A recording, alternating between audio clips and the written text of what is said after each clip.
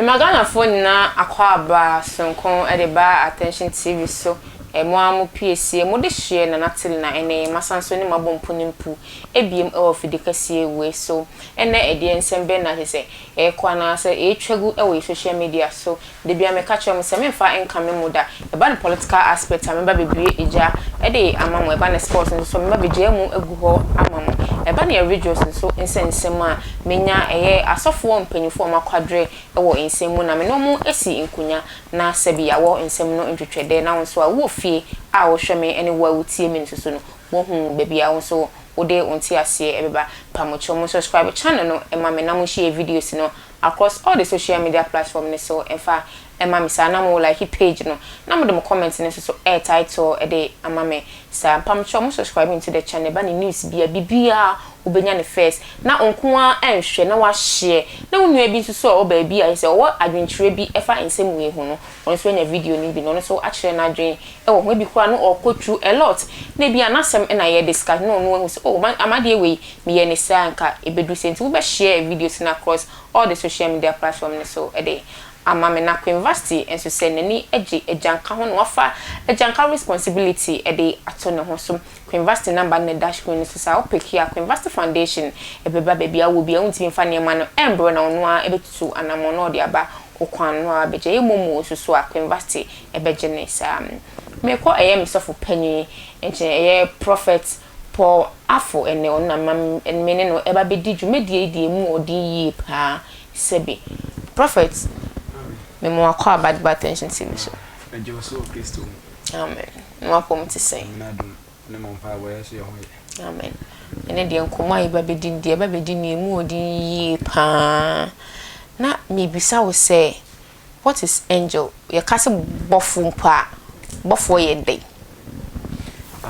ya da hwefo ene atiefo inasi I mention obi bia ba bi so but also wo bisa me abofo a na ase angel abofo de oye onyankopon ne messengers ya yame asomafo odo ho amayen okay hanti wo bisa se abofo a oye asomafo okay yankopon do ho amayen but sa na metumi okay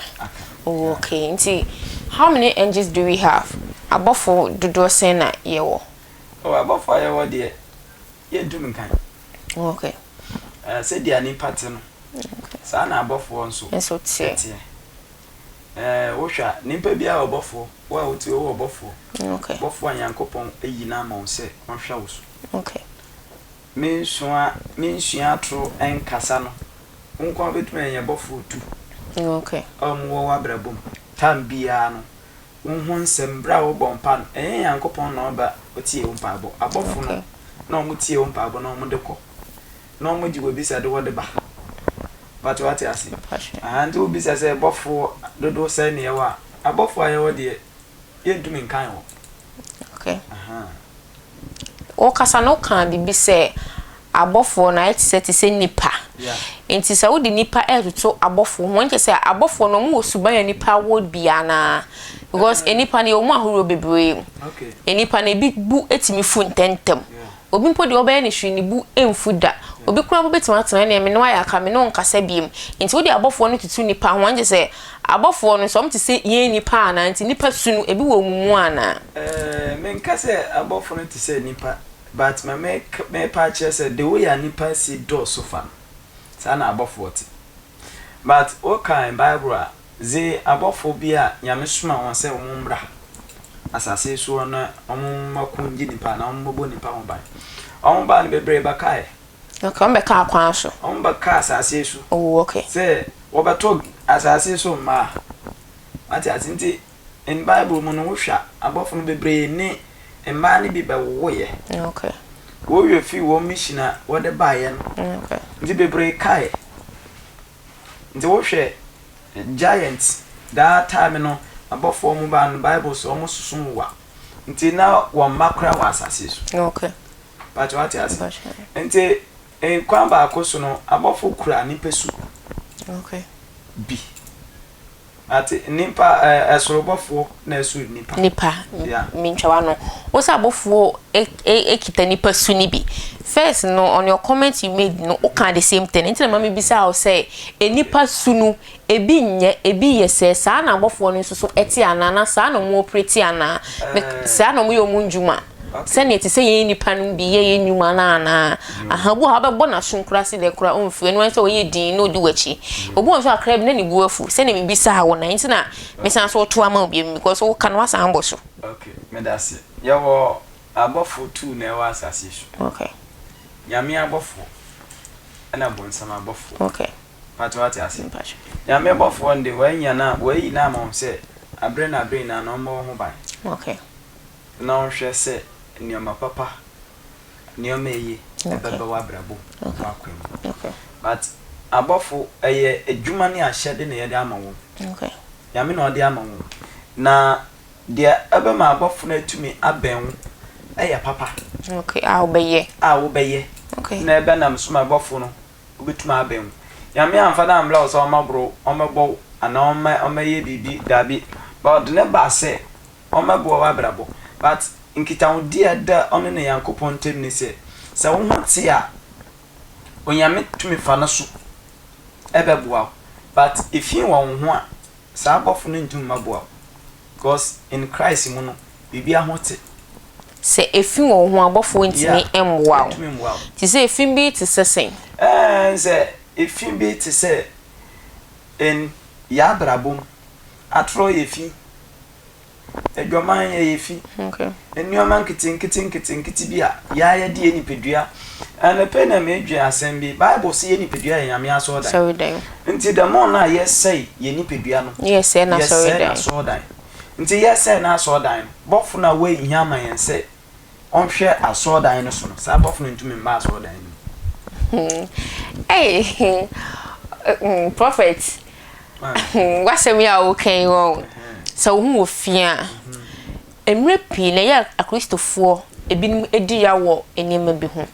obi wo ho a sebi obo eye tutu bra bi oye sa enema na no na nedwuma oye de be oye oni nam sa adwuma ni mu obakohia eye ne boafo ana be makora manaye de aye ne ho ade ma de na kotena ba bi papa yie pa ahun say yes but eba ne kristofo na obi ade bi osi asoli dem eni enu obo mpaye here baba here ahochire ne kra wa asori dem wo sen obi onu mabonto bo kra on 29.6 asoli dem so da. And so when you see the kind of mansions that the person is having and the kind of cars and ipani team na na you be marvel like you will be even short of words. And so okasa wo finance abofo na nye we ya bebre ne nema bebre but adon de no munya insurance from ho ba ne free nyame wa na me da si bebre mama ka chone se ya ka se nyamsom a ana hote a empacho enya so dem tra enku na ebe ma ho ate nyame yanso no wa so dem ate ase okay se ya ba sorry a aso dem ya ba ya che ye be di be 3 hours ye kofie na ye kofie be bia wo ye adwuma okay wona yamsom ne wo be bia wo te abusuan ni mu no wona wo yamsom wo be bia wo ankasa wona te kon wona wo yamsom no ewo na obia ba so dem a ordinanim fefe ne ahobrase enim na ode ba sorry but wo kotu nipa no wo fie a su na ban ya wo mu no different okay obia le ba so be make sure say na ntala obe sha ba so no hote so kofie woni o she na opia woni obe she antala obe she pie no eso se de ate wo hia na obe kan wase on sha ma so ho nti osusu se aso dem ho no ho na yankopon ewo nyame wo fie nyame wo adwumam nyame wo ba bia esanse ba bia obe ko bia no ready to patwati ase nti ye kan na onyankopon hira wa eye nipa na komam ni nipedua no ode abo afore bible say emfa ye nipedua ensi wo se aforebo ye den eti ase merad okay nti se ye fan so o dressing o be she atare bia nipa no pe shorts nti o be she shorts even pona on kwa sorry Sunday dress ne ehiem do mbekwa so no nkobi ne entire short na no de be o hye but o hye ni dem bo ne mpaye papa ye ne kakra no de oye edima bi akwala na se bibi obenya ne papa ye no de be ye nti sa nipa no owo angel a remfa ne angel na gina tom ebo ne ho banya na onkwa sorry dem onkwa sorry but wani yie o nti na bibi se o se Christosum no wanu masam na o kan no na nti na me sure se o se Christosum se angel no be bo ho ba hu ni efin bia e na me ka sure se nipa no no de onkwa sorry Sunday nduma ne nsha na tare se okwa sorry obone mpaye woni de mu se ni obone mpaye yi anoma mpaye ya ode nyame ase waso ya homache abo mpaye owo bi obetimi de aboa obi a ode be boa no eduan no wo ode be boa oye like papa nho bi oba na dwuma ma oye okay the person is free with everyone or be meeting no na so benya encounter with no treating bad o bi ati say o ye so fu mo bi mpa obi e wo ma oh sorry like nini asan so the backup ni was oye na mo ka o bible mu no ye ni nyina bi bata sorry de onko asole sa ni panin oni angel ebo no ho ban na se be na di yi ana nso wadi yie nti sa ni panin angel be na mani di yie me da se amen amen yo sa we ni na o nyame betuma aboa o em wa ye hira wa ye nhira ana wa ye yi but esan se da chi asem nti no tene abre na ye hwehwe dia obo ye ma wa ye nyina nyame betuma abo no ho ban because wo cha de a da nipa no word o use ni se nyame nhira nti oma emu wo nhira esi oje nti nyame nhira na nipa na aka Erade be hira wo okay nyame betuma ama obofo ebobo ho ban ebehwe adwuma so aye bibia na mbom because of heaven nti okay I was able to me ekosum yame okay and maybe paye okay medas so medas pa je se uye uniema no kra na obetimi anya wunhira no nti enye by force chenchene a kugina asole dem ansa na nyame be hira wa ye de be we hira oba ye da chinti eni bibi nti na wo se utimi enya asole bi na osom nti no matter how na wo bo obra na fa no we bibia mpa nyankopon be de be hira e ma wadi yie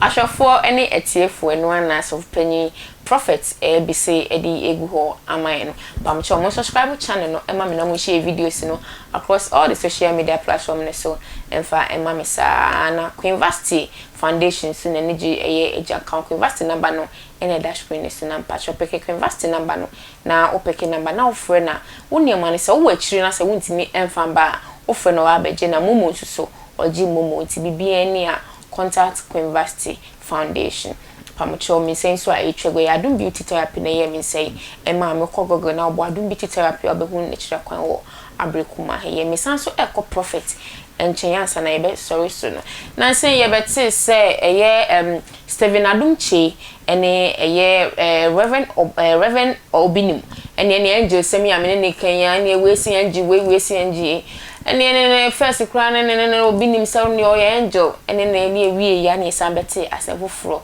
efri Stephen Adumchi wa nti mi bisa eye prophet say yes Stephen Adumchi so ne angel na o use no ye angel be ne asem se be me nko prophet o omo na ene ho akwadre e wo sai nsem we mu mi na na tire dem kwadu to mo na omo adwuma nti ye kɔ ne ye bisa ne say ene na sempa prophet ene wa sempo we de me da yankopon ase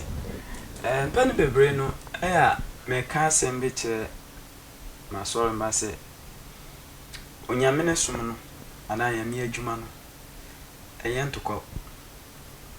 se ye nyina no se ye ni ebre ye ho a ye ntumi ye nyame adwuma no ye beji adwuma na to na ya abako zumi hu se akonfo ne akonfo kunda me hu ye enti me question na obi sam no bebre na mate but meni wa me fe hu okay enti nya dia metuma aka se me ka se ne bofu ana se BBC pacho ho de me hu se na dia me hu yin nso no menta nka ho ase because omuko wani miye omuko wani baby omu adu no enya adeba se ansa na obetumi why asola kodu certain level bi no na enye easy na me so me wo respect de ma asofo bia nti me ntumi tena se nka ma obi aka ma matinti se me hu dia me wo asem bi ka wo ho a metuma aka but me hu bibia emfa ho a me ntumi enka bibi se emfa na eyesa asofo mienu so mbeko wo angel ho ana na me kire se asofo mo personal angel ana do you have your personal angel amudi ye adwuma nti dey nti na asofo fo mienu mo ko angel ba ko ho na me kire wo se the first one was Steven Adumche eni obi nim no angel be no mo ko wo ho ena me bisa o second one ne say mo special angel amudi ye adwuma na ena wo say yes na yes angel dey senka buo na ye de na asofo de mo de ba akwisi wo say angel we de we na mo ko ho ana nti ye ya na ma wo bisa me no osorobofo bia na adwuma oye okay ena esoro asafo bia nso bofo a onyankopon ayi no ama se hwe saadu esu anza ba hwe Ghana ha adwuma bia na pani odan adwuma bia na pani odan wuntum mfa adwuma we nimu asemi nko bi se pani bi onya hwe nka but what you say sana in ministry mo no nso no yame adwuma no ete yame na wahye oso obesi na asafo na samado apon kase entum ntwimfa so enti me particular no enti na me ka se mini mbofo a omutu no omudi ye adwuma se ye bofo ba ko se ye bofo ebien se ye bofo se min particular no de mini but what I say but who be samia asole bia eni ne bofo oh yes onyankopon e de ama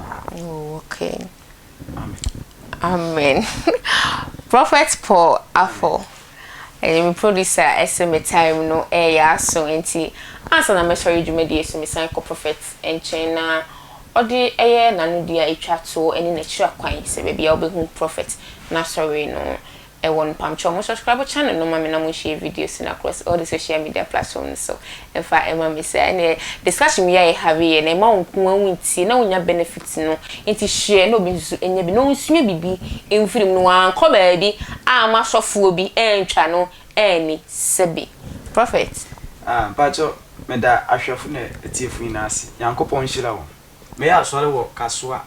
utames fankolai and not town pacho me number is 0540 93 82 99 me ya sore Wednesday anapa and Sunday anapa okay that's so that's Prophet Paul Afful that's nyame insure I have for any material for mpamsho subscribe channel no MIM PSA na natili na is some share videos across all the social media platforms so if I what I say na mo like page no na mu odi ye na comment ni so air title den na be yo chia makra mo that's na minimum esan e be share